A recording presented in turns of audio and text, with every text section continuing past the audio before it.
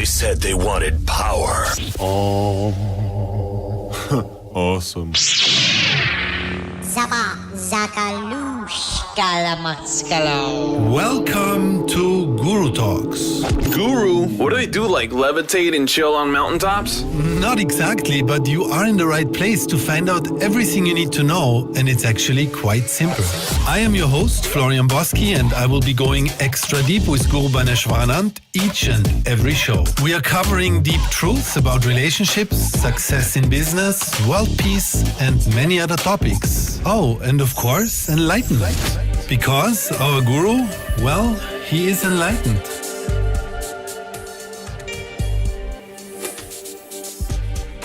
This is the 5th episode of Guru Talks. Today we're talking about reincarnation and karma, the journey of the soul, part 1. Welcome, Guru Bhaneswaranand. Good to have you on the show. Thank you so much. Let's get into it. So let's speak a little bit about reincarnation, how it works, what it is about, the intricacies of it. Guru Bhaneswaranand, why do people reincarnate? There are two types of reincarnation. Reincarnation of enlightened soul. They come by choice and do the things they come for doing. And another thing is, the moment a person is dead, his body gets over and then he has to take another body and take the rebirth. I'm not sure I understand, because you told me before that enlightened souls reincarnate just like every other person. Yes, there is a little difference between enlightened souls, reincarnation, and other souls, that they have a choice to take birth wherever they want to take birth. After the birth has taken place, they behave like any other soul, as I have said. Nothing from the previous life they can utilize unless they get initiated and they get the whole process done again. Okay. So why do people reincarnate? You didn't answer that question. Why? To put in other words, it is, why do we change our clothes? The bodies to soul is like clothes to human being. You like to change the clothes, wear the new one. So whenever body is weak, the speed of soul is very powerful. The speed of soul, the body is not able to take in, the soul goes away in search of a new body. Okay, maybe let's look at this from a different angle. For how long have people incarnated? For as long as you know the humanity. I know the humanity for 43 years. So for 43 years, for you people are reincarnating. But No, seriously, for how long? How many? For 1,000 years? For 1,000,000 years? For 3,000,000 years? How long has this been going on? see, It seems like souls are coming to Earth. They're living, they're dying, they're coming again to Earth. They're living, they're dying, they're coming again. Was there an end to this, or is there an end to this? Was there a beginning to this? the creation is Sanatan.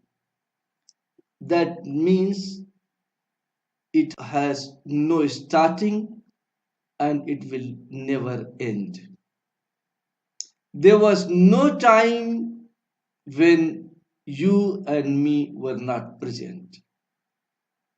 And So there, souls are yeah, souls are eternal, yes, and the reincarnation process is eternal as well. yes, you see, the souls need a place, a home, a cloth to wear, maybe, and those are the bodies. So, the moment a body has gone, you need another body, and that is what the cycle of birth and death is. What if a soul doesn't have a body? What does it do? What's the difference for a soul? For that, you have to understand a little deep maybe. The human body has got five substances. We call it elements. And those substances are number one, earth, number two, water, number three, air, number four, fire, and number five is space. Now, what is death? That also we have to understand if you want to go deep into the subject. Living, water, and earth is death. There are three types of the bodies. One is the total physical body, what you see here. When we die, the life soul goes away from us. And the life soul is the combination of air, fire, and space. This takes the rebirth. This is what exactly happens when the death takes place. The body is not able to breathe anymore. It becomes cold, and that is what the death is. Okay, but so this still doesn't explain, and maybe you can shed some light on this. Is there a purpose to all this? I mean, you're saying that incarnation has been going on forever. There is no start to it, and there is no end to it, and you called it Satana or Yeah, Satana. Yes. Sanatan, Sanatam, sorry. not Satan, not Satan. Sanatam. Okay. Yes. So is there a purpose to all this? I mean, there is some. I mean, obviously, this is how creation was made. For example, Christians believe that you are born and then you die and then you're never reborn again, but you go back to God, to heaven, and you stay close to God. Now, from your perspective, you're saying this isn't so, and you're explaining this as a system. Now, is there a purpose to this system, or is it just how it is and we have to accept it? Is there a reason for why it is this way? Purpose is relative. So you can always try to find a purpose if you want. Otherwise, the truth is, it is as it is, and we must accept it as it is.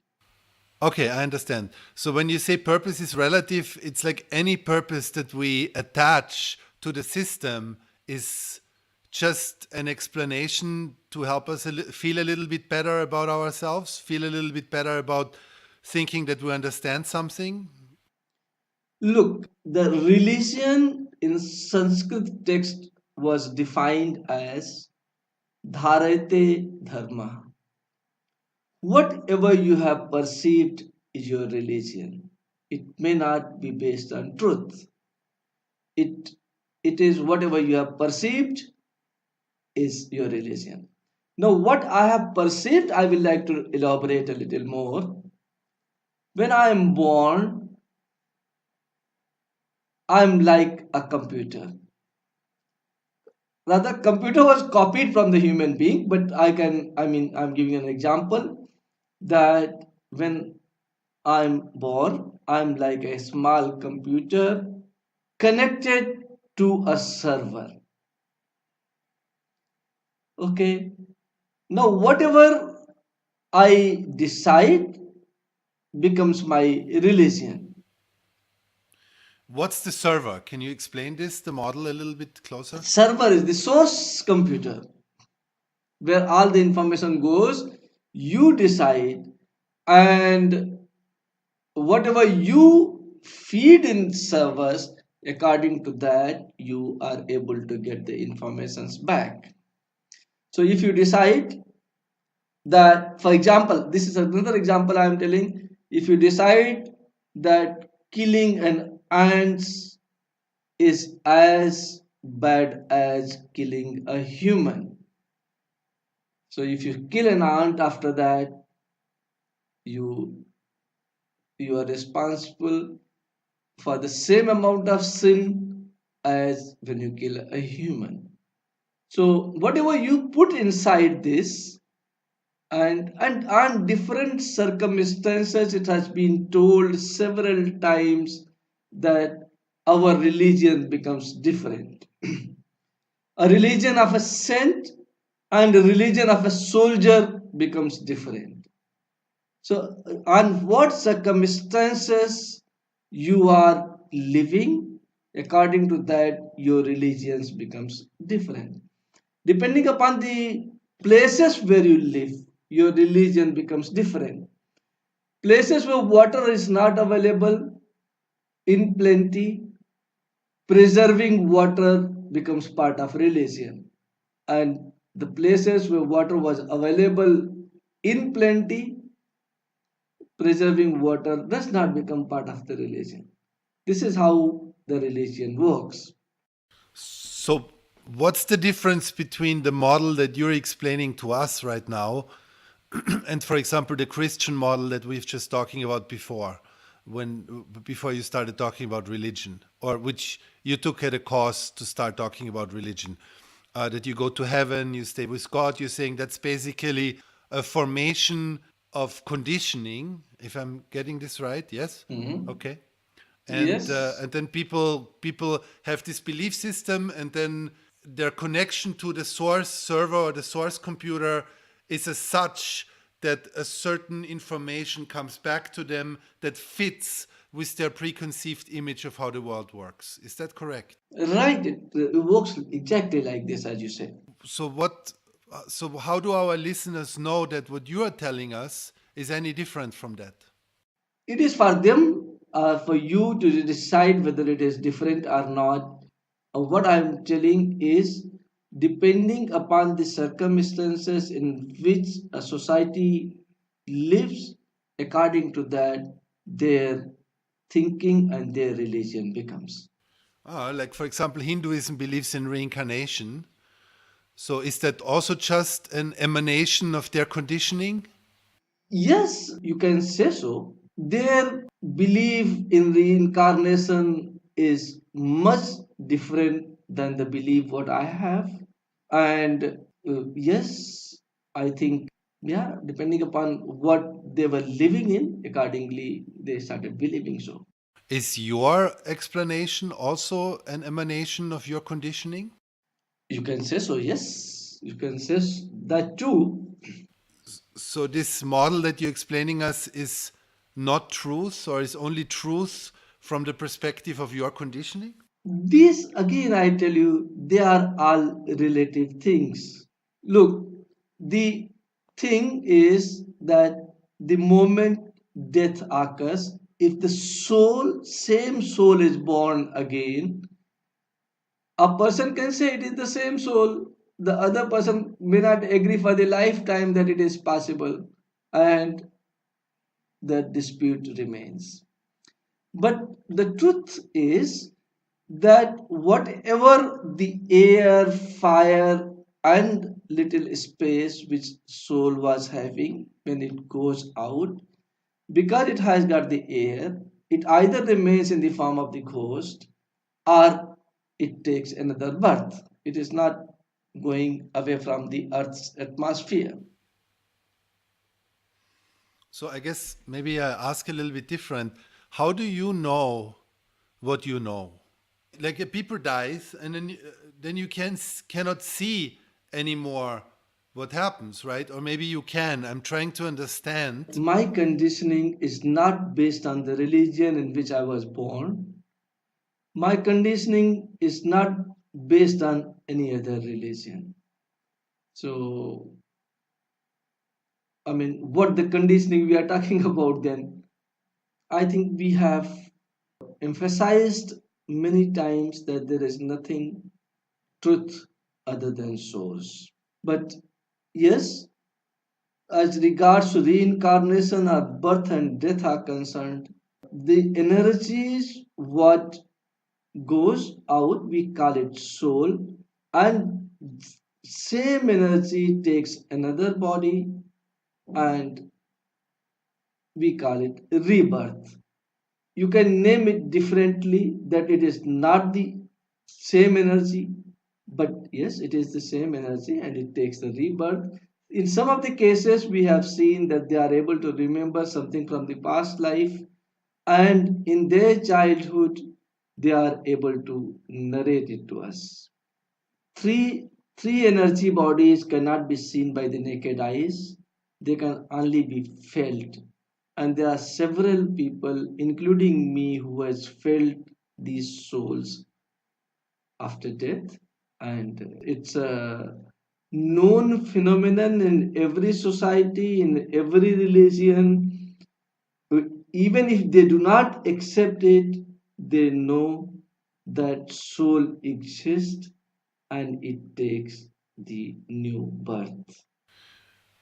So, in terms of ability to perceive this reality or the truth of this system, I assume that enlightenment helps with that or gives you the clarity to really see what's happening. You see, this is difficult to understand for somebody who is blinded, so to say, who cannot see beyond it. They basically have to take your word for it. So I'm trying to give them a little bit of an assistance, maybe, to understand why they should believe you. And I know you'll say they don't have to believe you, but they probably want to believe something. You know what I mean? So I'm trying to give them a little bit of an assistance to show them what is it that qualifies you to see all this versus somebody else. Enlightenment definitely helps. There is no doubt about it. You get the informations, and I think we have discussed in the other episodes that the moment you close your eyes, you get the informations, and the first information is right. That is what I tell it to them. I tell it to you, and Uh, yeah. but there are hundreds of millions of Christians, for example, and they're closing their eyes and they still think they go to heaven after they die. So And they pray and they're in contemplation. So what you're saying is that you close your eyes and you get the information. Well, they don't get that information. They get to a very different information. yes, because maybe the belief system is different. We are not talking to a particular religion. We are not talking to, especially we are not talking to the man-made religion. Not because I don't want to put any controversies, but yes, there were written constitution by the human being in all the man-made religion, and it may or may not have to do anything with the reality. But let us not talk about a particular religion. It invites controversies. We can talk about the thought patterns so that uh, it remains uncontroversial discussions. It's already not uncontroversial because any Christian who listens to this will automatically get to the point where they'll think, well, in my religion it's different, no matter if we say it or not. You see what I'm saying? It doesn't change anything. You are saying, though, that in Hinduism it is the same thing. Yes? For example, you were telling me before that Hindus believe that the human soul can get reborn as animals if they accrue negative karma. You're basically saying that is not correct, yes? Yes, I say so. I mean, I'm not saying anything against Hinduism, not against anything against Christianity, not against any religion.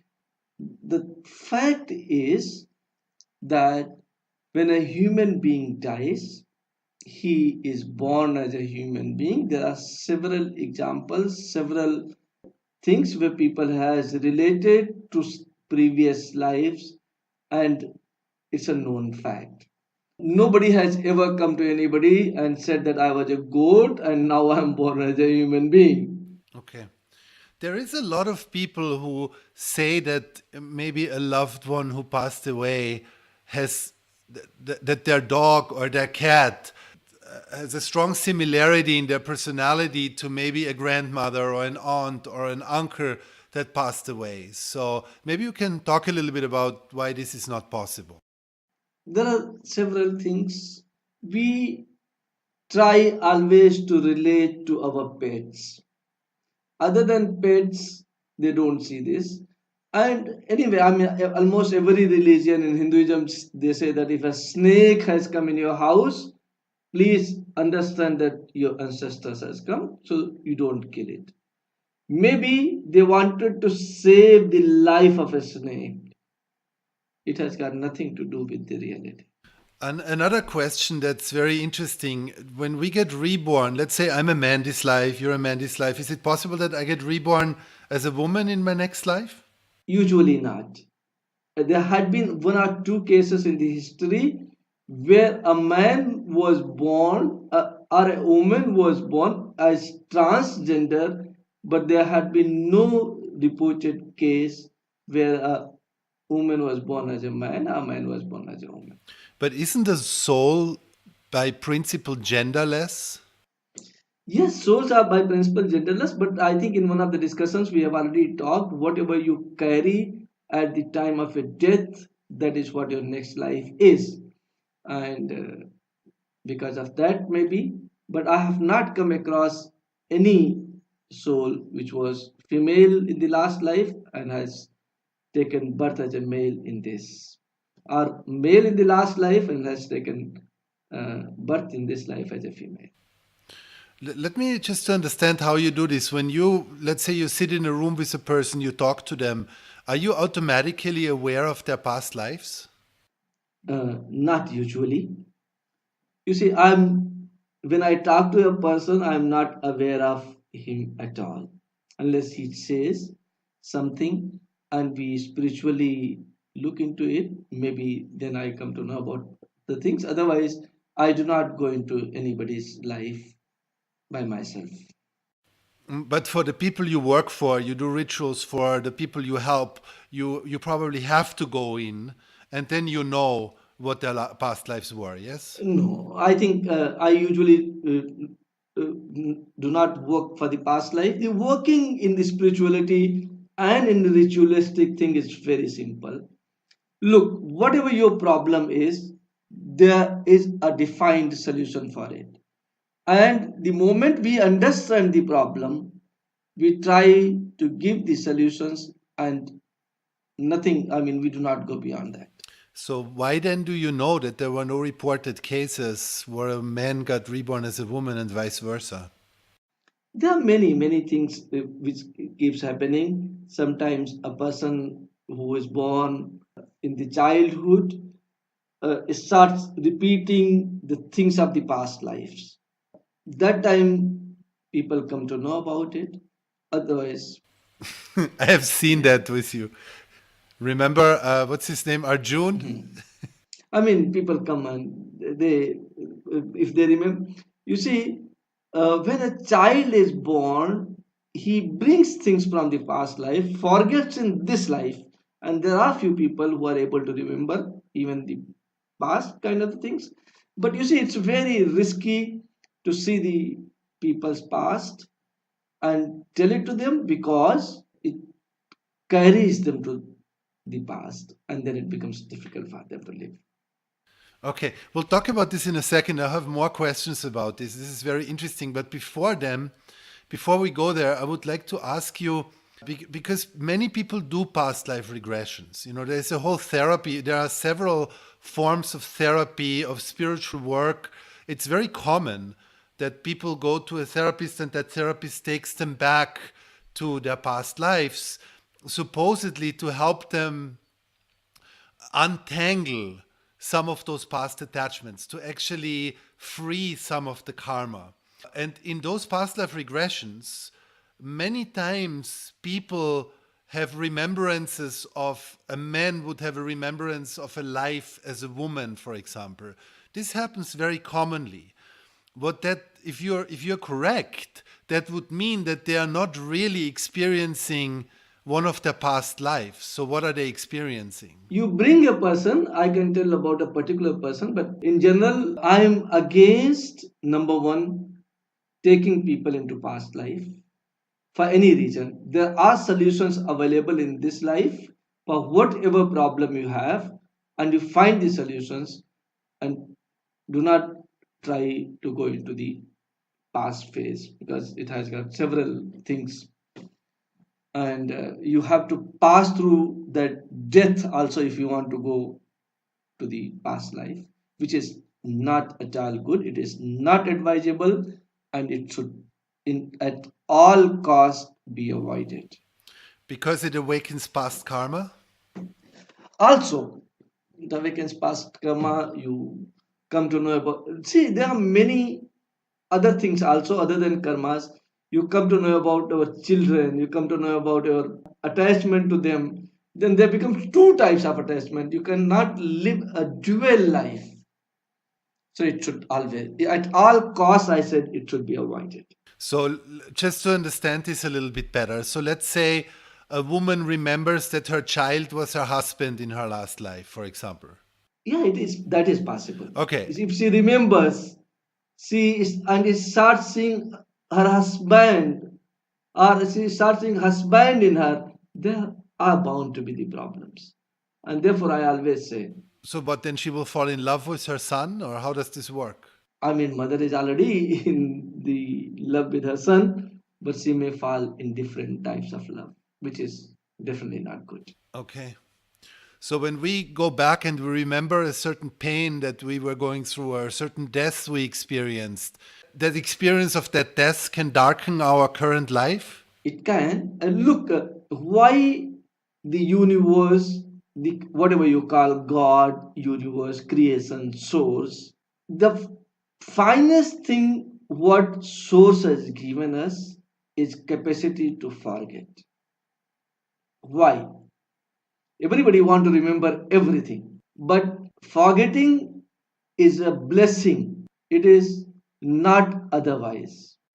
Because if you forget, life becomes easier than if you do not forget. So we must utilize that blessings given by the source or the universe to us to make our life happy, and we should remain happy, should not go in search of sadness unnecessarily.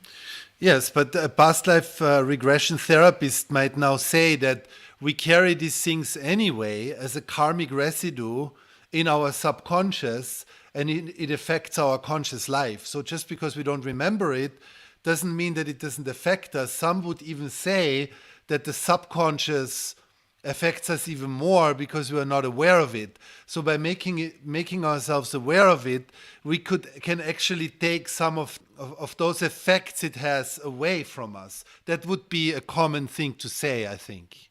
You should try to take the effect of it and without going. That is the finest solution. Look, brain has got, according to me, I define brain as a three brains: left, right, and the whole. Okay, these subconscious things are stored in right brain. If I be permitted, I should say that the left brain is intelligent brain, the right brain is emotional brain. So more things you open to emotions without knowing a deep spirituality doesn't solve your problems, it opens more problems. So when you work together, left and right brain, it is called the spiritual brain, and then some solutions can be found. So what is the difference between a spiritual brain and a non-spiritual brain in actuality and in theory? Look, the normal brain has got the analytical power and is an intelligent brain. It has got, you can store the information, 1 plus 1 is equal to 2 form. It has got analytics. You can analyze that, and whenever you need the information, they are available. Second, the right side of the brain, it doesn't understand analysis, it understands pictorial form, symbol forms. You see, there was no use of making the moon's symbol. If you see the astrology, we have got sun, a symbol of sun, a moon, a symbol of moon, a Mars, a symbol of Mars.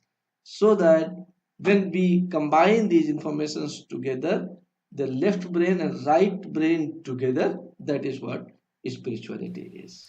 So, how does one know that they are thinking or that they are acting from their spiritual brain versus they're acting from their non spiritual brain? How does a person know where they're at? Every one of us, we know that we are working our analytical brain always, unless we go into spirituality and start developing other things. And you say only when we start going into spirituality, developing other things, should we even deal with the minefield emotions or the minefield left brain. Is that what you say? I always say so, yes. So when does a person know that they're okay now, that they can start dealing with their emotions without making things worse for them, which seems what you are saying? Yeah, in your life, you start coming to know everything about yourself. When it's the right time, you start coming to know. There are some confusion sometimes, even in that, and then everybody has got a guide in form of a mother, in form of a father, surrounding teachers and gurus to go there and take the advice. So, okay, I'm still not clear about this because there is probably thousands of people who go to, and there is thousands of therapists who do this. They lead people back into their emotions of their early childhood, of traumas they experienced. There is tons of therapies for post-traumatic stress syndrome where soldiers experienced a trauma that was very painful and they're being led back there to re-experience it, to re-experience it, to re-experience it, to with and the theory behind it is that it takes the blunt force of the emotion out of it and helps them to cope better. And this is something that seems to also work in many cases. But you're saying the opposite. Or are these soldiers already spiritual enough so that they can do that? How many people are spiritual enough so that they can do that? Can you explain a little bit more, maybe? Look, you bring an example. Being a psychotherapist who does this, we can have a joint session with them, and then it becomes very easy for you to understand. A particular case when we discuss is different than when we discuss the generalized statement without any basis. I mean, we can talk about me. I have done tons of this past trauma work where I went back into traumas in my life or back into traumas while I was in the womb. This is also very common. Therapists often say that we acquire traumas while we're in the womb when, for example, a mother takes a certain medication or gets drunk or they have an argument with she has an argument with the husband. All those things are causing traumas in the muscle memory of the fetus. And I have experienced this myself. I have gone back and I have relived situations that happened in the womb that I couldn't just have made up. I agree. Now I ask you a question, and you must reply me honestly. What benefit did you get? Were you Did you get rid of those emotions? I got usually a short high, like a sense of an achievement that I have solved something, but then no, And then the it again emotions, comes back. yes, it does. It comes back. So what is the use then? That's what I wanted to tell you, that these things usually doesn't work. There are solutions for you, like there is a solution that you do it in this life, forgetting about what happened in the home, what happened in this, what happened there. Those traumas of the home, of course, definitely a person carries because you were listening to what your mother was saying or what your mother was doing. And as a child, also those traumas people has got. But when I take you back, not me, when somebody takes you back to your childhood traumas, what you gain out of it other than a temporary shift for a day or two, that oh my god, because of this was happening. I think solutions are much easier than going to the past, you find the solution, and live a nice life. Like when you contacted me, I told you, Florian, nothing can help you other than a real initiation and going into deep spirituality where you can solve these problems of yours. And you have already said to me several times that it has worked. It has worked much better than any therapy you have done in the past. So, what you want? You want this or you want that? You have to decide. Yeah, for me, it's very clear. My life has, in terms of my past traumas and my past emotional pain, completely shifted. This has taken a 180 after spiritual initiation. Nothing else has worked for me personally. But this is obviously not just for me, this is for our listeners also. So that's why I'm asking you. I'm very clear about, for me, that yes, spiritual initiation was the key point where things started to really change for me. Yes, that is what I'm saying. When a particular Yes, when a particular person comes, we can discuss his case, as you have said that in my case this happened. I think I discussed. Now, based on hypothetical things, a question cannot be answered.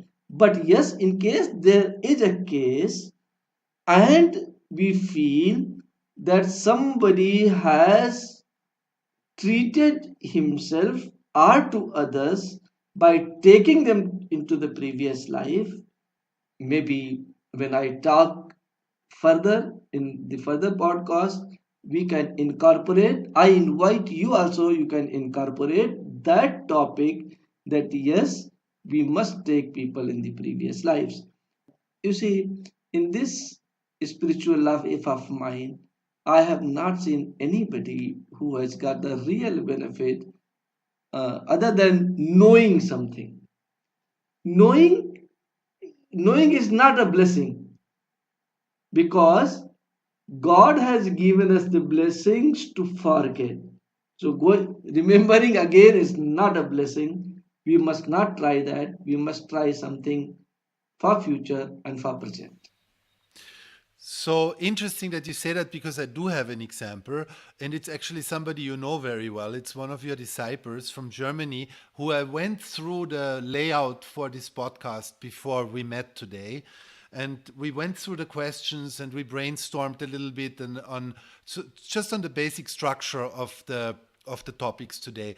And she was saying that for her, and we were discussing this particular point, and she was saying that for her, she did a past life therapy, and and that she had very much a benefit from it, that she received some kind of a inner resolution. Like it helped her in the sense that she, I guess, gained an understanding from it that helped her make peace with her past a little bit. Maybe I think we can sometime discuss with her.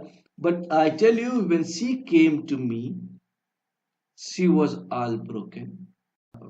I mean, I understood about whom you are talking about. I don't want to take a name, but but she was not in a good frame. Again, in the emotional traumas, and life was not better.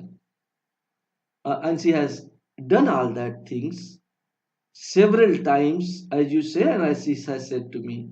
And I think now she is little better than she was, and she's growing spiritually, she's growing emotionally.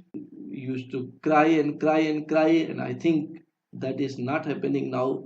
So we must treat people in the present, everything will become all right. I agree with you. I feel this way too.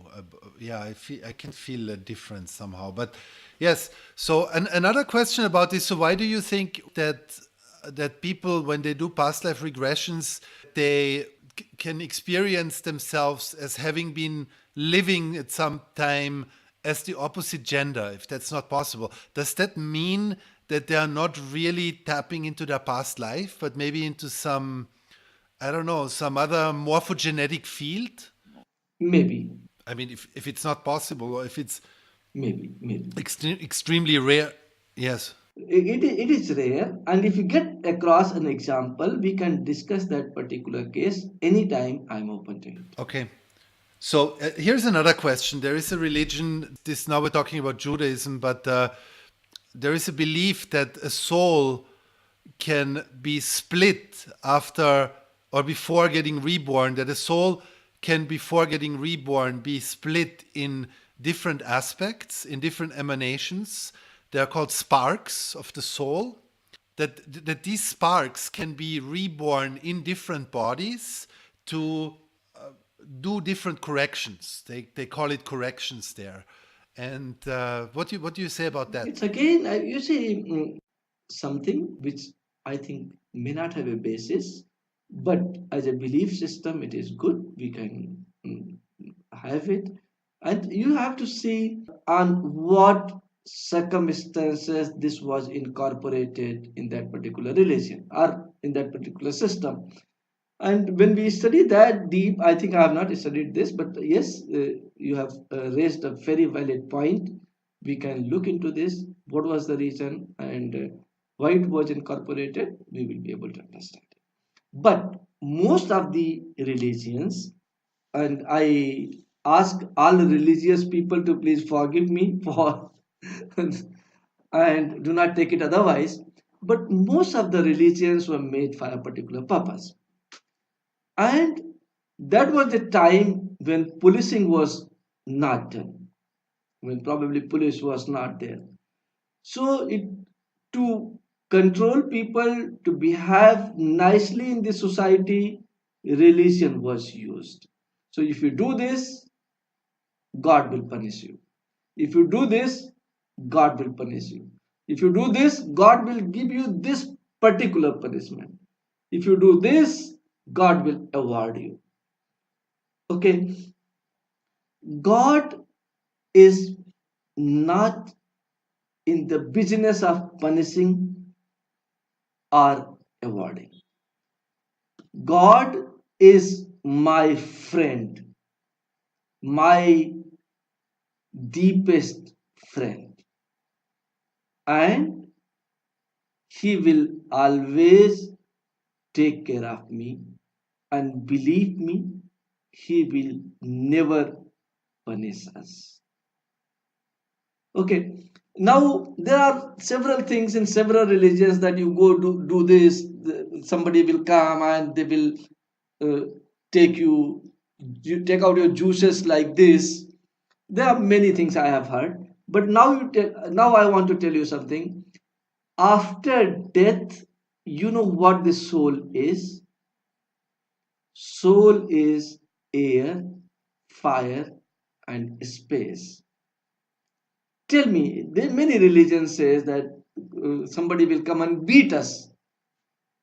You can beat me, Florian, only as long as I have got a solid body. How can you beat a fire in fire ritual, which I am after the death? Well, let me cut you off there, because like a soul in spirit form. I'm not saying that there is a devil that punishes us. That's where you're basically aiming at, I think. But I mean, your point that you're making could be negated just by saying, well, yeah, but a soul or a soul in spirit form can be punished by being locked away for 1,000,000 years. Or, Yeah, you see what I'm saying? that There's can be other done. ways.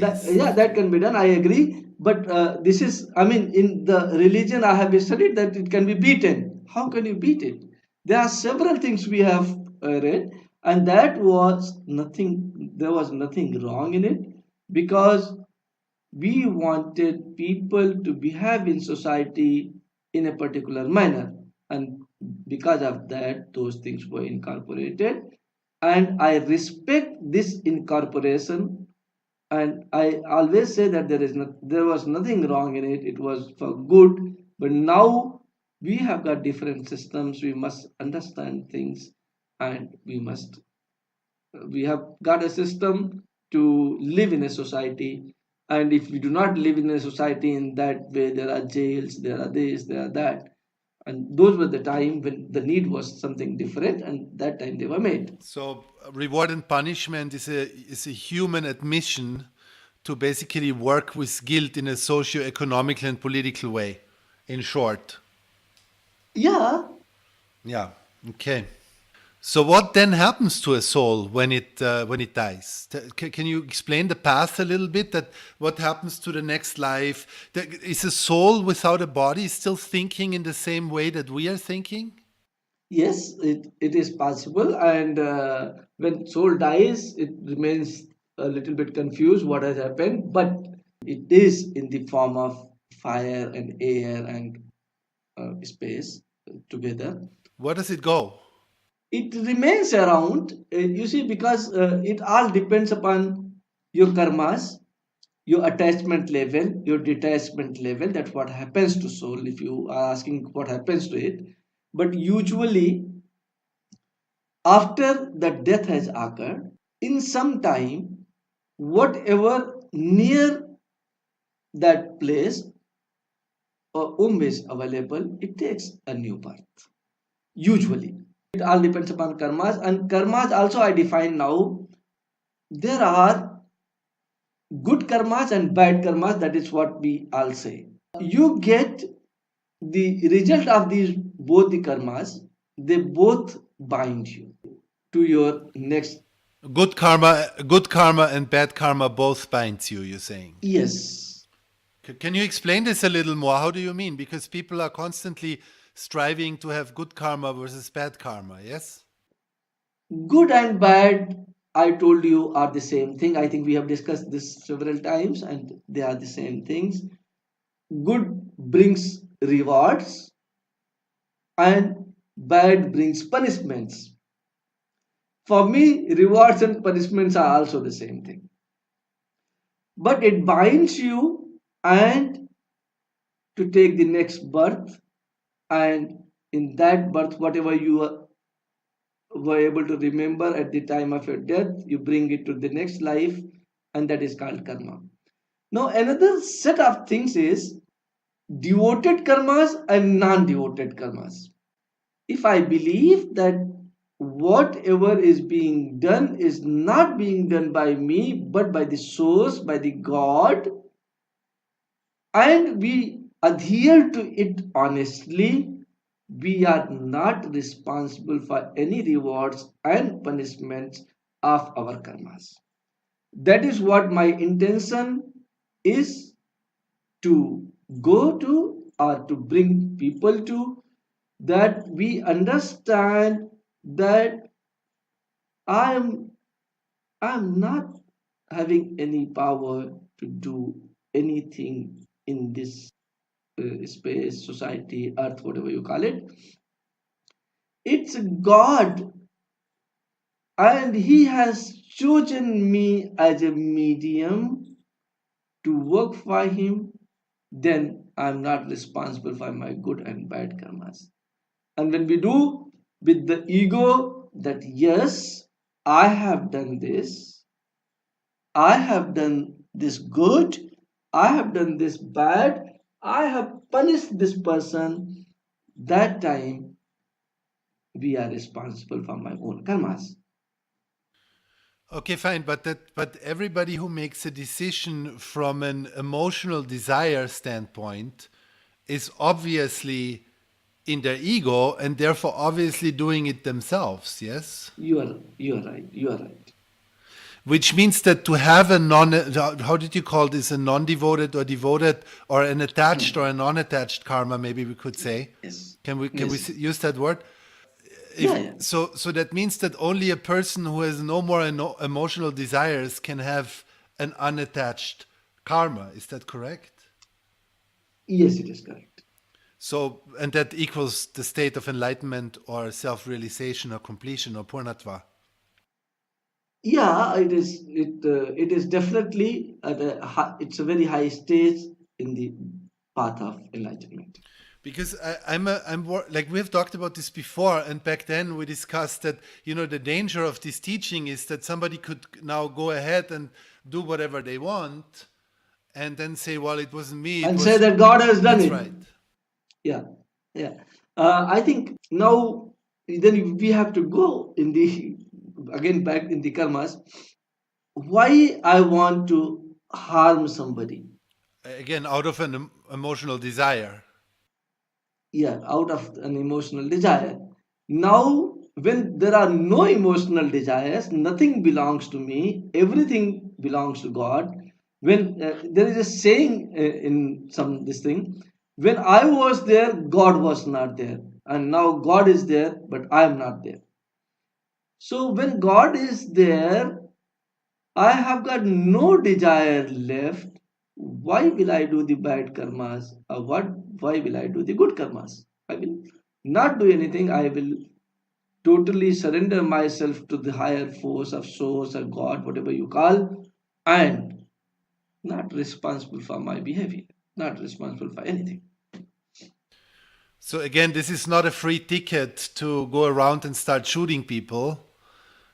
You ask a suitor why he has suited, he will give you a reason.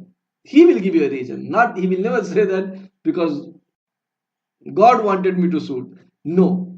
You see, you will never harm anybody, never, if you are unattached. A religious terrorist will say exactly that God wanted me to. I mean, not really. He wanted to have power.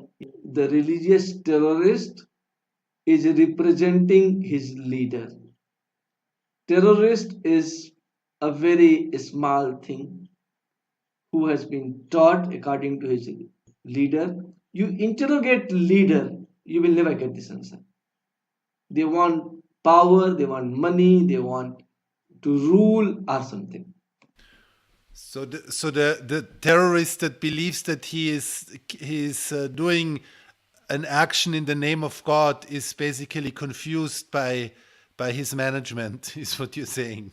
Yeah, by his leader, by his leader. You see, these days terrorist organizations are like armies. You see, they are not one person going somewhere or something.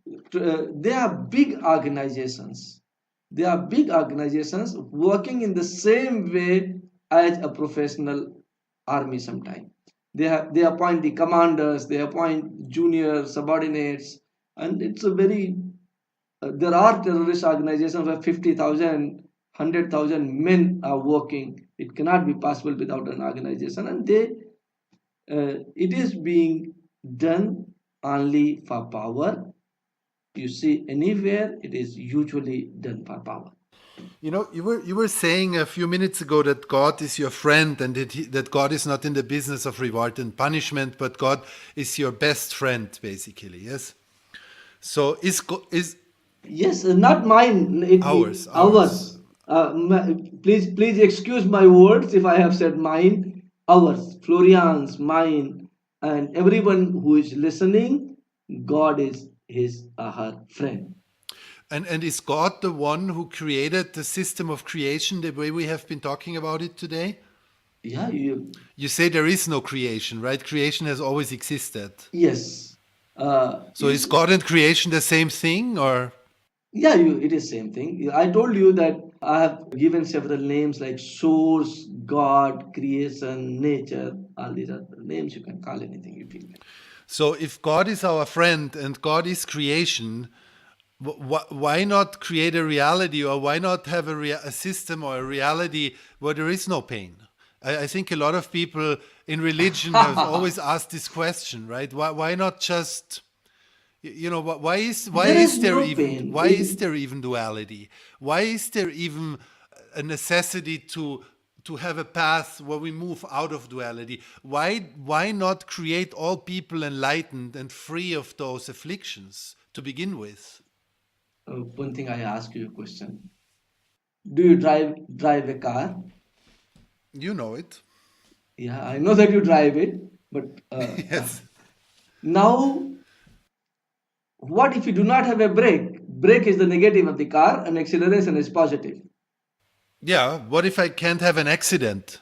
Because creation has been created so there are no accidents. You see what I'm saying? You see, Yes. you see. there are laws of natures. All these problems is that we are trying to go away from the nature in the name of sometime development, in the name of something, and therefore the problem comes. It's not the source which is responsible for anything. Whatever you have put in your computer, I have said earlier, you get back. No, I mean, people get cancer no matter what they think, what they do. Sometimes they just get it, right? Sometimes a child gets born and within half a week of being alive, they have a diagnosis of leukemia, and a month later they lose their hair and die. There is a reason I for mean, everything. there was no conditioning there. There was nothing that has been put into that person's brain yet. You know, It, do you see what I'm saying? yeah, it, I'm not saying like I'm just on purpose negating your argument so you can explain to us a little bit deeper.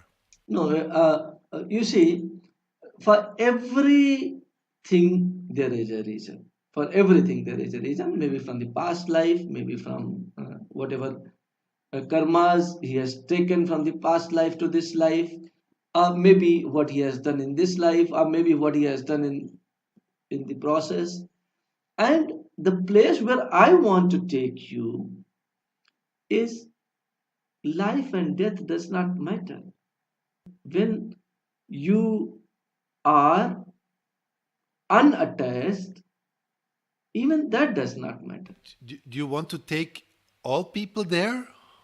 I don't want to take anybody unless people want to go there. And yes, little knowledge, little wisdom, what I have, I can probably share with them. They are my brothers and sisters. And this thing, what you have asked, I'm sharing with them. It is for them to decide where they want to go and how they want to live. Okay, so as long as people are not there, how do they deal with this concept that you explained about good versus bad karma and attached versus unattached karma? Because let me explain this. The way I'm understanding this is once you reach a place where death and life doesn't matter, you are in a place where you do not feel responsible anymore for your actions, I would assume. You asked me the karmas, therefore I have explained you. Now, you see, what a normal person, what one can do is an attachment may be a very big thing, but we can start from a place that I should start reducing my desires. I should stop expecting from others. Your life will automatically start becoming good. So it's a gradual process, is what you're saying. Yes, it is. It is a process. It doesn't happen in a moment. But yes, nothing happens in a moment. You become graduate in medicine. It does not happen in a moment. It happened. You have studied, and reached there. Similarly, if you start your process, you definitely reach there. And in the process, you already reap a lot of benefits from what you're saying, yes? Yes. You start reaping from the day one. The moment you enter and you think that I should not expect anything from others, your sadness reduces or gets eliminated because sadness has got a mother and that mother is expectation. If expectation is not there, child can never born and therefore you will be away from the sadness and your life will start becoming good and you will start reaping the fruits. Okay. So a person who gets into this process will become calmer, not necessarily happier, I think, from what you're saying, but not sad either, right? Happiness and sadness will not matter to him. Right. Yes, that's what I think I have been trying to bring you to the point zero. Zero is the point where we want to go, not towards happiness, not towards sadness. Okay. Yes, you have spoken about it many times, and we'll probably speak about it many more times because it is from an emotional standpoint, It is. I think it's difficult to relate while you have emotions to imagine a state where you don't, and imagine that that's a good thing. Which good is again an emotion, maybe I don't know. But do you see what I'm saying? It's not so easy to understand. That's why I guess we're repeating it many times. Yeah, yeah, yeah. Yeah. So Yes, yes, yes. just to kind of like we're getting a little bit at the to the end of our show today, but I wanted to ask you one more thing from what I look here when I look through my notes. There is one thing that I can see a lot in the spiritual communities, in the New Age communities, that people are speaking about the term of being an old soul versus a young soul. Now, we've spoken in the beginning today that the creation process and incarnation process has never begun and it has never ended. Yes? So Yes. So there is no question of old soul or it young doesn't soul. exist, yes? Yes, souls are souls. They are not young. There is no old. So why is it that I why think is it, go ahead, please. I have told somewhere in between that there was no time when we were not there, and there would be no time when we will not be there, and that is what Sanatan means.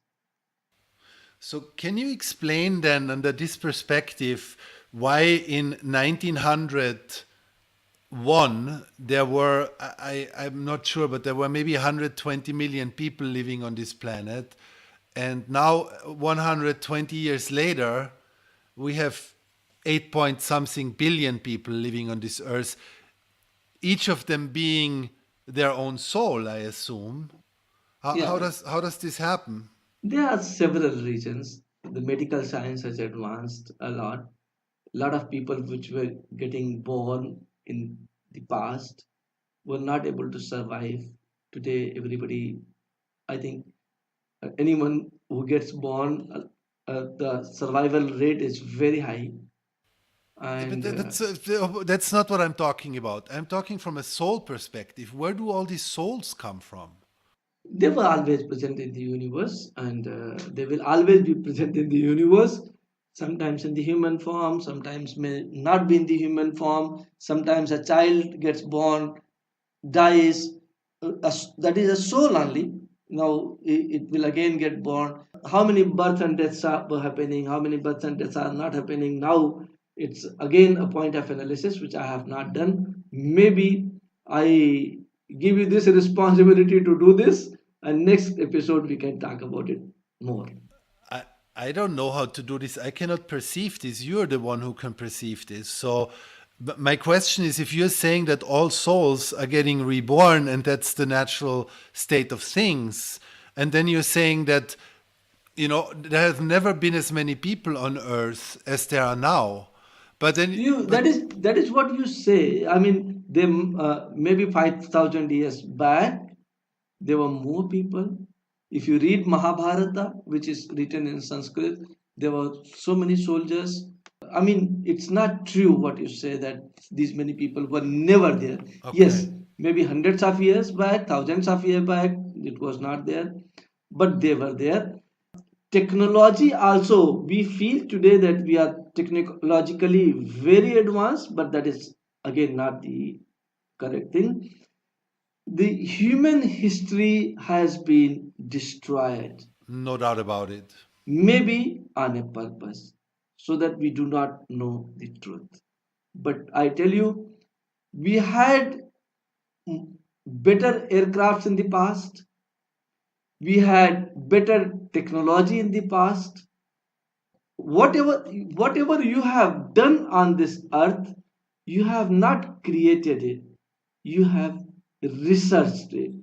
The meaning of research is that it was present and we found it. Okay, so So those souls, just to stay on topic, those souls, those 8 billion souls, they were on a waiting list to get reborn for a couple of thousand years. for each soul the things were different, but yes, it is possible that they were on waiting list, they were there, they were in some form or other, and when the opportunity came, they came here as a human being. So it can be that a soul in a human body passes away and then doesn't get reborn for several thousand years. That's a common thing. It's not common, but it happens. It happens. There are souls remains in the ghost form. There are souls which remains in some other form. But yes, it is there. I mean, in our case, it seems common because for the last at least 2,000 years, 3,000 years, we know that there weren't that many souls on the planet, and now there are. Yeah. I mean, 2,000 years you can count on fingers. 2,000 years is not a very long time, and there were sometimes maybe even more people than what we have today. Okay. Now, maybe one more question, just because it came to mind. When we get reborn, do we usually get reborn into the same countries, cities, circumstances, families? Or how does this work? Or do we choose a different... It's not necessary. There are no rules to it. But usually, when we die, attachment towards our family remains very high. And because of that, we are usually born in nearby families. And we usually remains around the same family most of the time. And sometimes you will hear that my grandchild resembles exactly like my father or something like that. These are very common stories. So those attachments remain, which means our love for people stays even after death, and then somehow we get drawn back close to that person that we loved. Yes. Do we usually meet the same people again when in our next life? I mean, do we have the same? Do we form relationships with the same people? Mostly yes, but yes. I mean, I tell you again, there is no rule, but yes, mostly whatever the people we had, we usually meet, we discuss with them, and we talk with them in this life also. And sometimes we meet and we say, oh, I don't know the reason, but I get drawn to you. And sometimes we meet and we do not know the reason and we get repelled to them. And these are the reasons why it happens. And then do we usually play out the same dramas with the same people also? Like the same breakups, the same marriages, the same pain? Not same, but similar you can say, but not same.